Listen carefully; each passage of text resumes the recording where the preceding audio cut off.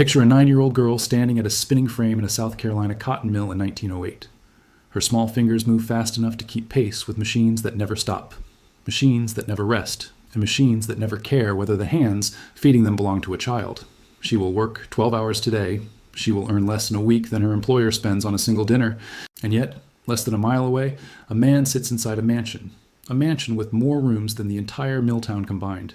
Newspapers celebrate him as a self-made genius, a symbol of everything America promises its citizens, that anyone, through hard work alone, can rise. Both of these people are living inside the same country, the same decade, and the same economic system. Only one of them is living the dream. This is the story of what actually built modern America, not the polished textbook version of ambition and opportunity, but the real one, built on smokestacks, tenements, blacklists, and blood, and the uncomfortable truth that the inequality baked into that system a century ago never actually left. It simply learned how to wear a modern suit. Welcome to Economy Rewind History. This is the dark side of the American dream. To understand how deep this contradiction runs, we have to go back to the moment America transformed itself from a nation of farms and small workshops into an industrial superpower, roughly between the end of the Civil War in 1865 and the early 1900s. Historians call this era the Gilded Age. The term was coined by Mark Twain. It described a society that looked golden and prosperous on the surface, while hiding something far less flattering underneath. During these decades, American industrial output exploded at a pace the world had never seen before. Steel production multiplied, railroad mileage expanded dramatically, oil refining surged, and manufacturing capacity grew many times over within a single generation. Cities that had been modest towns became sprawling industrial centers almost overnight. They pulled in millions of workers from American farms, and millions more immigrants from Europe, all chasing the same basic promise, that in America, effort and talent could determine a person's future, not birth, not class, and not the rigid social systems of the old world. This was the founding mythology of the American dream. And for a small number of remarkable individuals, it was genuinely true. Andrew Carnegie arrived from Scotland as a poor immigrant boy. He rose to control the American steel industry. John D. Rockefeller built Standard Oil into the most powerful company on earth. These stories were real, and they were repeated constantly in newspapers, in political speeches, and eventually in school books, because they were useful. They gave an entire society permission to believe the system itself was fair, that anyone could become Carnegie or Rockefeller if they worked hard enough, and that whatever hardship existed beneath the surface was simply individual failure, not the design of the system itself. But for every Carnegie, there were millions of workers whose reality looked nothing like the mythology being sold to them. Industrial labor in this era meant 12-hour shifts, 6 or 7 days a week. Inside factories, mines, and mills with almost no safety regulation of any kind. Workers operated massive, unguarded machinery that could sever fingers, hands, and limbs in an instant. Employers routinely treated injured workers as replaceable, because there was always another desperate immigrant or displaced farmer ready to take the job. Usually by the next morning, wages were set entirely by employers. There were essentially no legal protections, requiring a minimum standard of pay. Workers who complained could be fired immediately. Workers who organized could be blacklisted from the entire industry. And workers who demanded better conditions could face violence.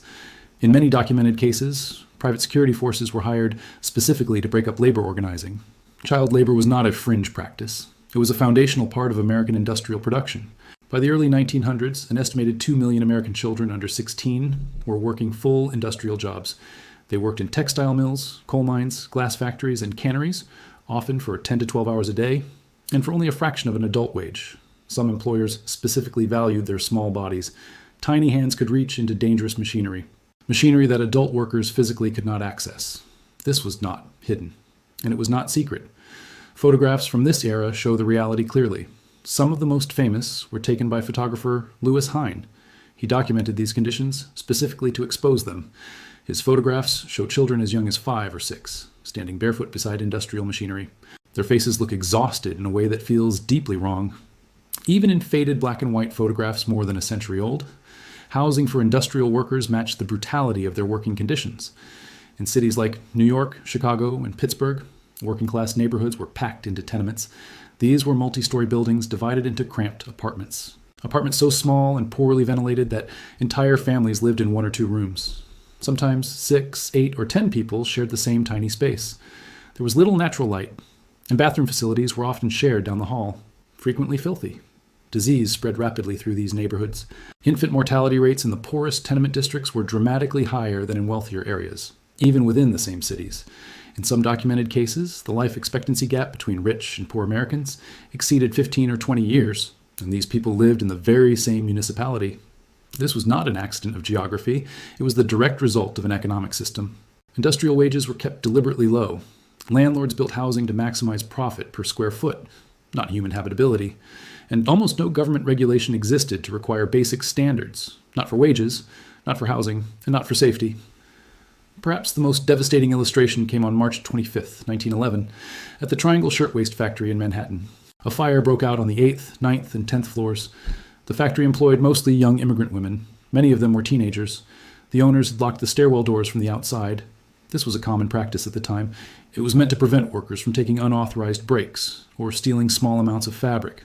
But when the fire broke out, workers found themselves trapped. They could not escape down the stairs, the very stairs that were supposed to be their exit route. 146 workers died that day. Many jumped from 9th and 10th floor windows rather than burning alive. Their bodies landed on the street below, in front of horrified onlookers who had gathered as the fire spread. The factory owners were tried on manslaughter charges, and they were acquitted. This single horrifying event became a turning point in American labor history. Not because it was uniquely evil compared to every other industrial practice of the era, but because the scale and visibility of the deaths forced the public to look. America had to confront what industrial working conditions had actually become. And in the years that followed, the disaster sparked new workplace safety laws.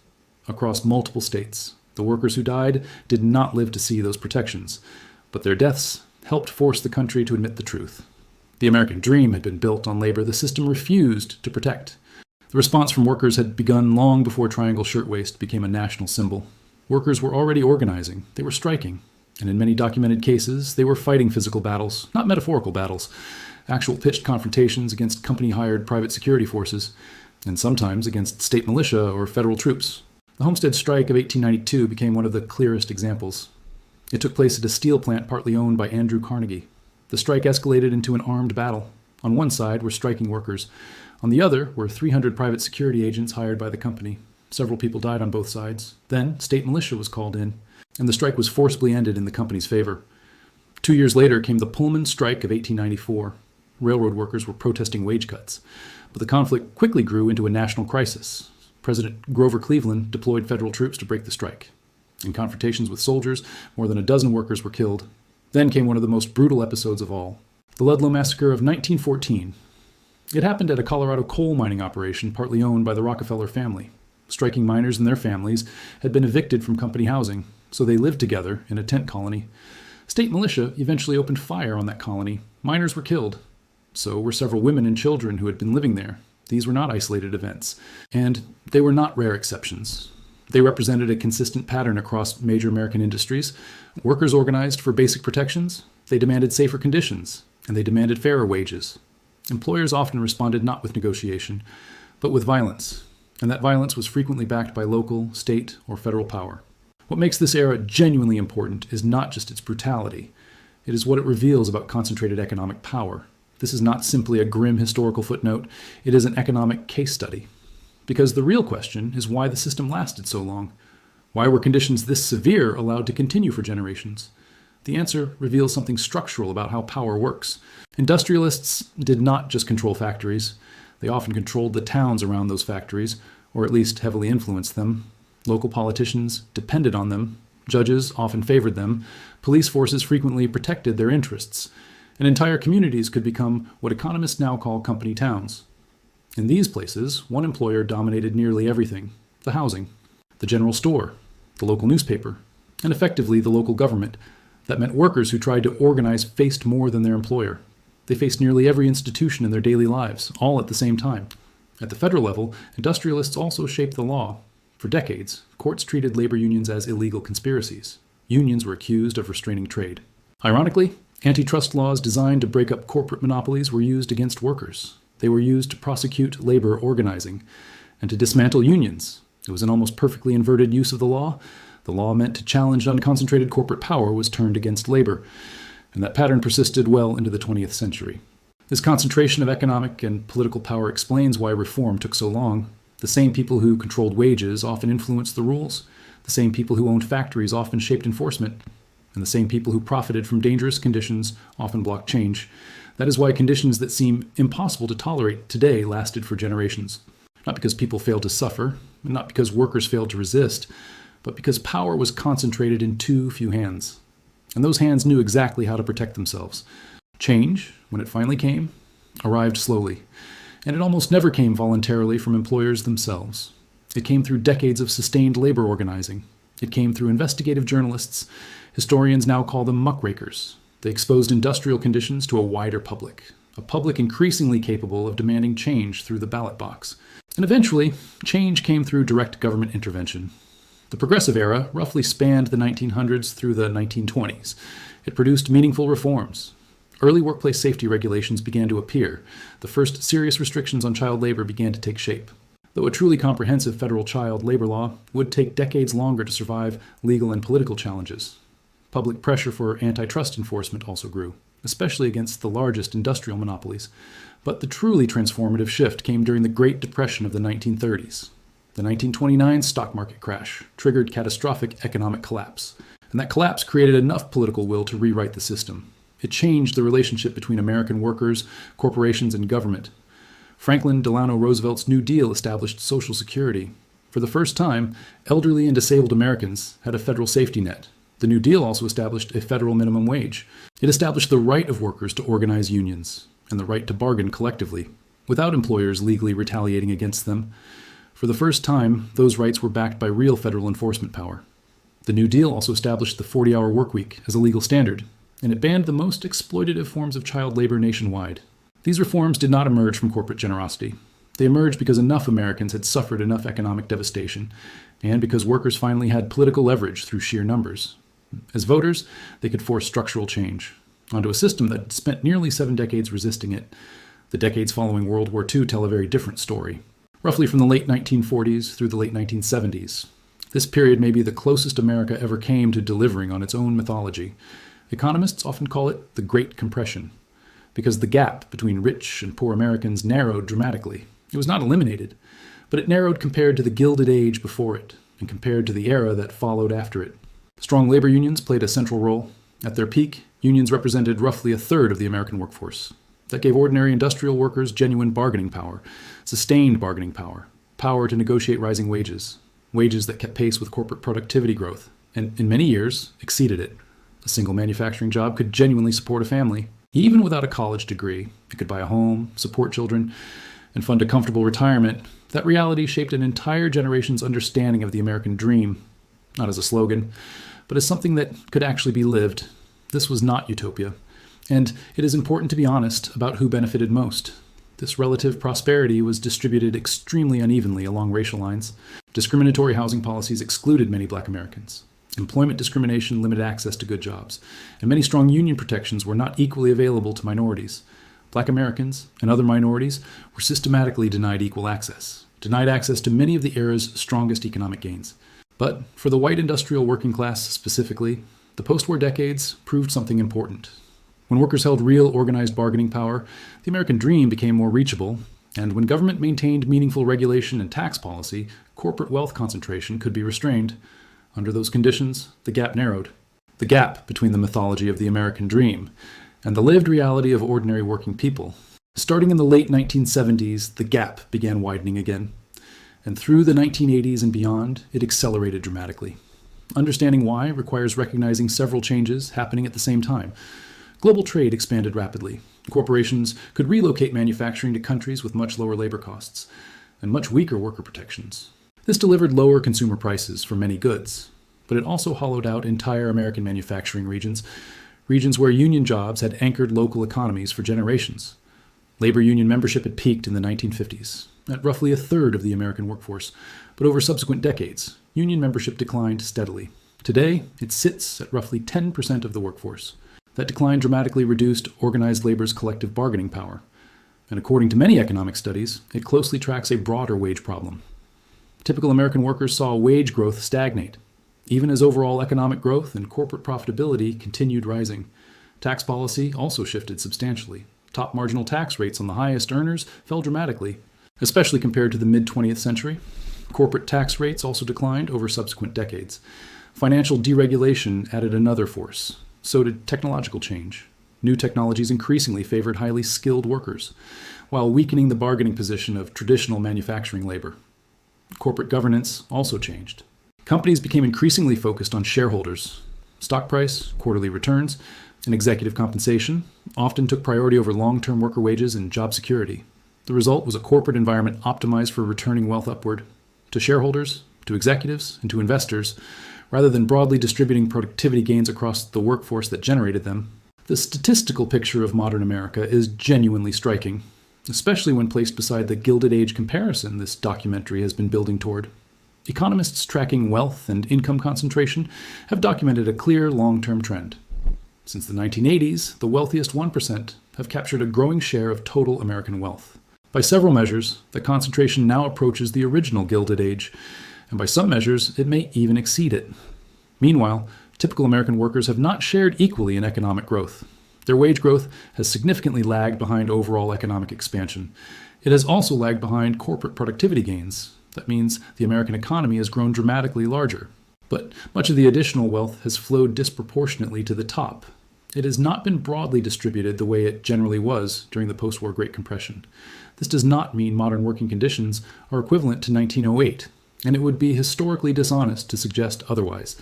Child labor on the scale of the early 1900s is illegal and rare, though it has not been entirely eliminated in certain agricultural and informal sectors.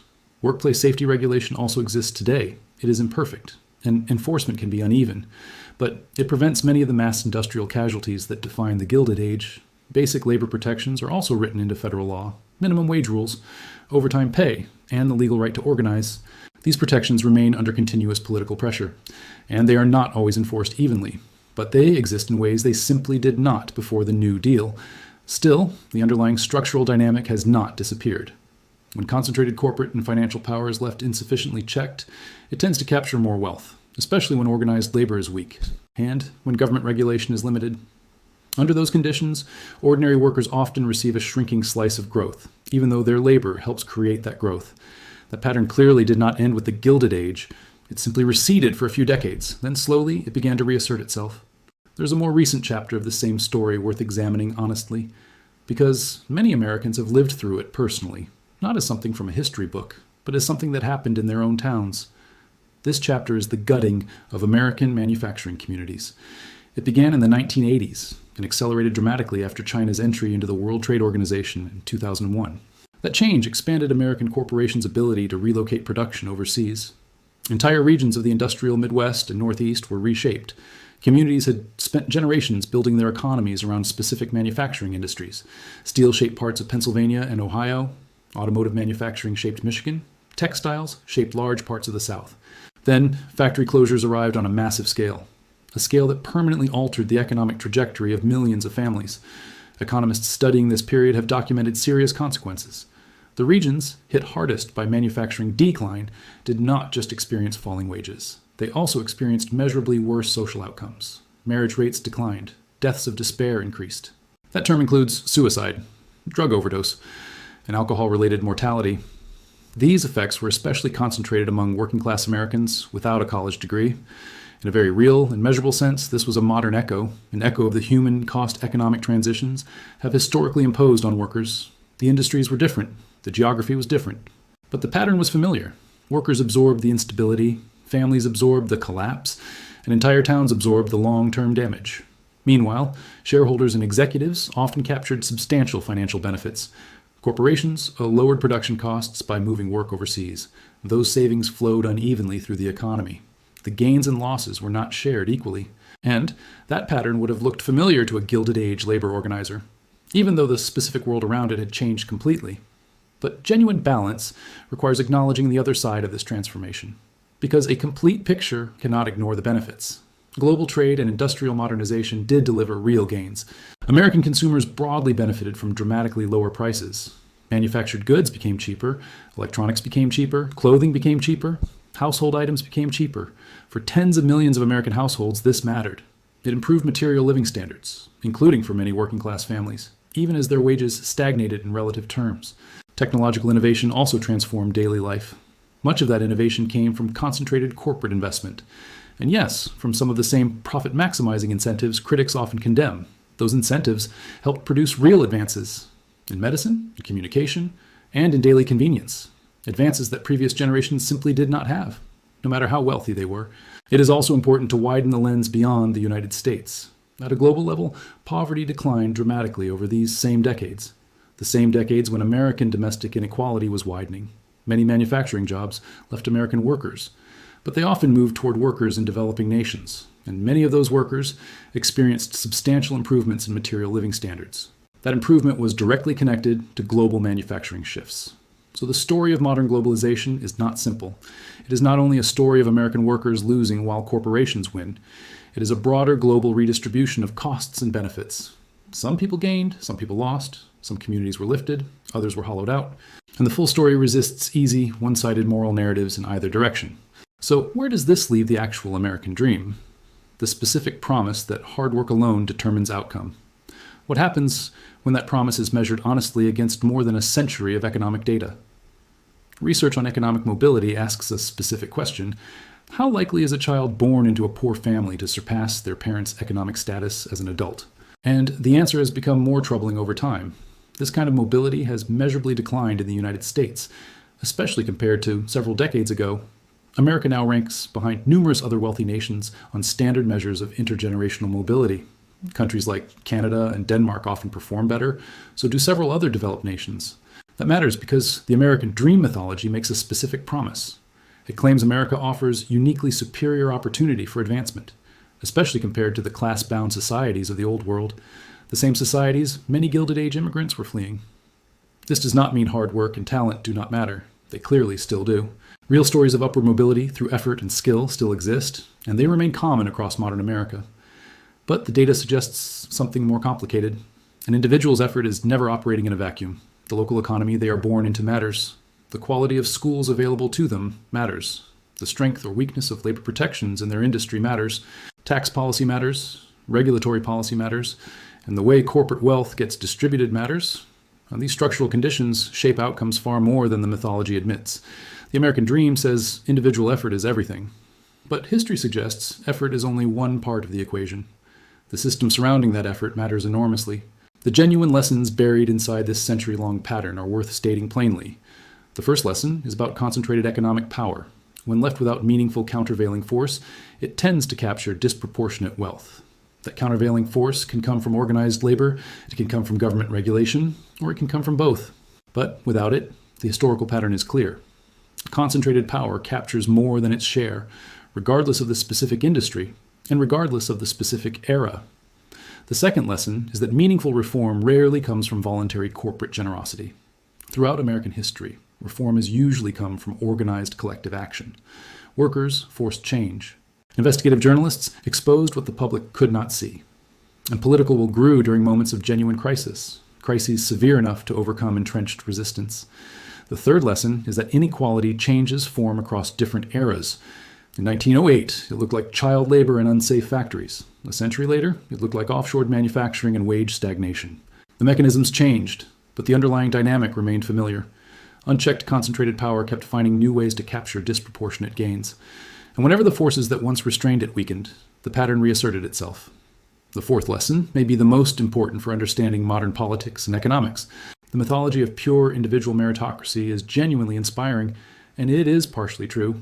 But historically, it has also served a specific function, especially for those benefiting most from an unequal system.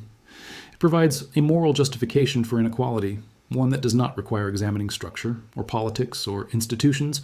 It allows society to say that success is earned entirely by effort, and struggle is caused entirely by personal failure.